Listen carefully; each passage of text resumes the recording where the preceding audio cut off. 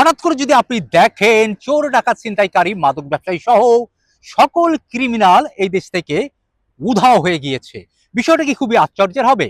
সম্ভব। একটি সফটওয়্যার আর একটি আইন ধারা এই দেশ থেকে সকল ক্রাইম জিরো করা সম্ভব। কি সেই আইন আর কি সেই সফটওয়্যার, তাই নিয়ে আলোচনা করব আমার আজকের এই টপিকে। আমি আগুন আহমেদ, ওয়েলকাম মাই চ্যানেল আর পেজ, জানাবো। জানবো আর জানাবো।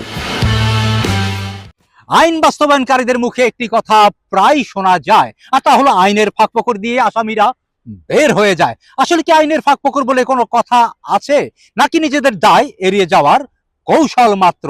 একজন বিচারক কি নির্বোধ শিশু নাকি জ্ঞানহীন?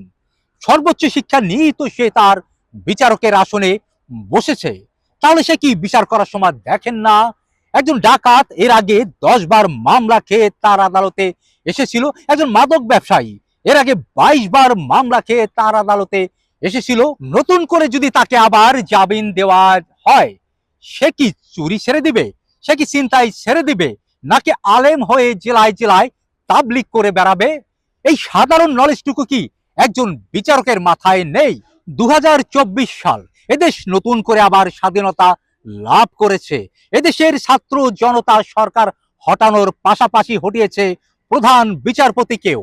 সাবেক বিচারপতি শামসুদ্দিন মানিককে লাঞ্ছিত করে পাঠিয়েছে জেলে, আর তার নাম বিকৃত করে রাখা হয়েছে মানিকটা চোরা। কিন্তু কথা হলো, একজন বিচারক এই দেশের মানুষের আশা ভরসা, তারা কেন লাঞ্ছিত হবে সাধারণ মানুষের কাছে? কারণ একটাই, অন্যায় অবিচার। এই অন্যায় অবিচার সাধারণ মানুষ করুক আর বিচারক করুক, শাস্তি সবার জন্যই সমান। এখন প্রশ্ন হলো, প্রধান বিচারপতি অপসারণ আর মানিক্কা চোরার লাঞ্ছিতর মধ্য দিয়ে কি আমাদের বিচার ব্যবস্থা ঠিক হয়ে গিয়েছে? মোটেও না।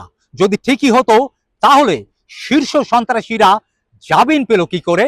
আমাদের এই দেশ থেকে ক্রাইম শেষ না হওয়ার মূল বা প্রধান কারণ হলো আমাদের বিচার ব্যবস্থা। একজন ক্রিমিনাল কেন বারবার জামিন পাবে? কেন এই জামিন খেলা? কোথায় আমাদের সমস্যা? নাকি আমাদের আইনি সমস্যা? সমস্যাটা যেখানেই হোক, কিভাবে এই সমস্যাটাকে যুগ যুগ ধরে এদেশের আমলার হর্তাকর্তারা নীরবে পুষে এসেছে? একটা মানুষে কি ছিল না এই সমস্যাটাকে নিয়ে কথা বলার?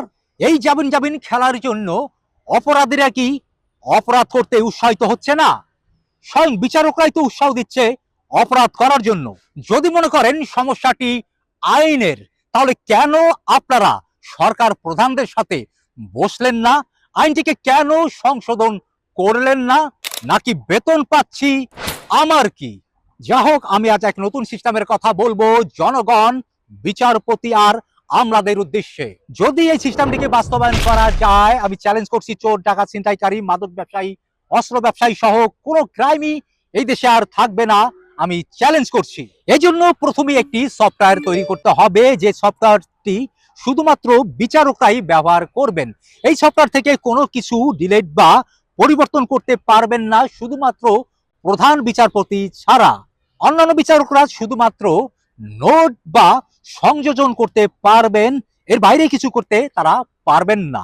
একজন আসামি যখন আদালতে আসবে, বিচারক স্বয়ং নিজেই ওই আসামির ফিঙ্গার নিয়ে যাবতীয় তথ্য, মামলা নাম্বার সহ ওই সফটওয়্যারে আপলোড করবেন, এবং আজকে যা সিদ্ধান্ত হয়েছে তাও ওই সফটওয়্যারে সংক্ষিপ্ত লিপিবদ্ধ করবেন, যাতে ভবিষ্যতে বিচারক জানতে পারেন এর আগে তার বিরুদ্ধে কয়টি মামলা হয়েছিল, এবং ভবিষ্যতে বিচারক সহ আইন সংশ্লিষ্ট কোনো ব্যক্তিরা যাতে বলতে না পারেন আসামিরা আইনের ফাঁকফোকর দিয়ে বের হয়ে যায়। এক্ষেত্রে আমি একটি আইনের কথা বলেছিলাম, আর আইনটি হলো, প্রথমবার অপরাধ করে আদালতে আসলে তাকে 3 মাসের আগে আর জামিন দেওয়া যাবে না। দ্বিতীয়বার অপরাধ করে সে যদি আদালতে আসে, এবার তার আর 6 মাসের আগে আর জামিন হবে না।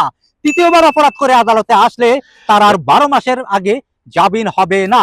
চতুর্থবারের বেলায় 24 মাস, পঞ্চমবারের বেলায় 48 মাস। এভাবে যতবার সে অপরাধ করবে তার জামিনের বিষয়টি দ্বিগুণ হয়ে যাবে। ফলে ক্রিমিনাল আগেই জেনে যাবে এবার ধরা পড়লে তাকে কতদিন জেলে থাকতে হবে। আমি ওপেন চ্যালেঞ্জ করছি, এই ধরনের সফটওয়্যার যদি চালু করা যায় এবং আমার এই আইনটিকে যদি বাস্তবায়ন করা যায়, এই দেশ থেকে ক্রিমিনাল শব্দটি চিরবিদায় নেবে। আমি ওপেন চ্যালেঞ্জ করছি। এই দেশে প্রফেশনাল অপরাধীদের সংখ্যা খুবই নগণ্য, কিন্তু এই জামিন খেলাতে এই অল্প সংখ্যক অপরাধীরাই সমস্ত দেশকে অস্থির করে তুলছে।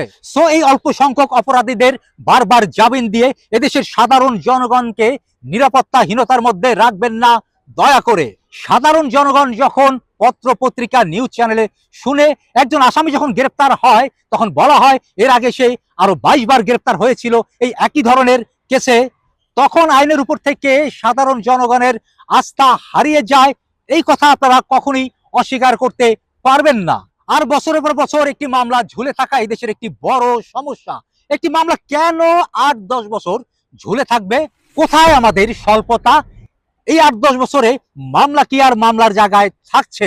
আয়ু বদলি হয়ে যাচ্ছে এক জেলা থেকে অন্য জেলা, হয়রানি হচ্ছে বাদী বিবাদী, সাক্ষীরা যাচ্ছে মারা, জেল খাটছে নির্দোষীরা আর দোষীরা চিরতরে দিচ্ছে গা ঢাকা, মাঝখান দিয়ে পকেট ভরছে উকিলরা, একটা সময় বাদী হয়ে যায় নিঃস্ব, মামলা চালাতে জানায় অপারগতা।